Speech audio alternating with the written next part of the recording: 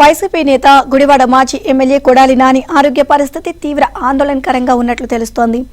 ఆయన కుటుంబ సభ్యులు సోమవారం హైదరాబాద్ నుంచి ఎయిర్ అంబులెన్స్ లో ముంబైకి తరలించారు. కొడాలి నాని గ్యాస్ట్రిక్ సమస్యతో 5 రోజుల క్రితం ఏఐజీలో చేరారు. అక్కడ వైద్య పరీక్షలు నిర్వహించగా గుండెకు సంబంధించి తీవ్రమైన సమస్య ఉన్నట్లు బయటపడింది. గుండెకు రక్తాన్ని సరఫరా చేసే 3 రక్తనాళాలు చాలా వరకు బ్లాక్ అయ్యాయని వైద్యులు నిర్ధారించారు.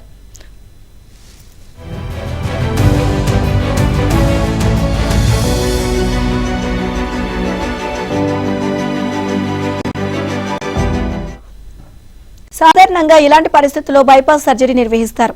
అయితే సర్జరీ చేసేందుకు కొడాలి ఆరోగ్య పరిస్థితి సహకరించదని, చేసినా మరిన్ని ఇబ్బందులు తలెత్తే ప్రమాదం ఉందని వైద్యులు అంచనాకు వచ్చినట్లు తెలిసింది.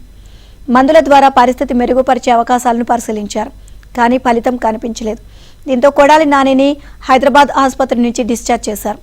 కుటుంబం ఆయన మెరుగైన చికిత్స కోసం బేగంపేట విమానాశ్రయం నుంచి ఎయిర్ అంబులెన్స్ లో ముంబైకి తరలించారు. ఏషియన్ హార్ట్ ఇన్స్టిట్యూట్లో కొడాలి నానిని చేర్పించినట్లు సమాచారం.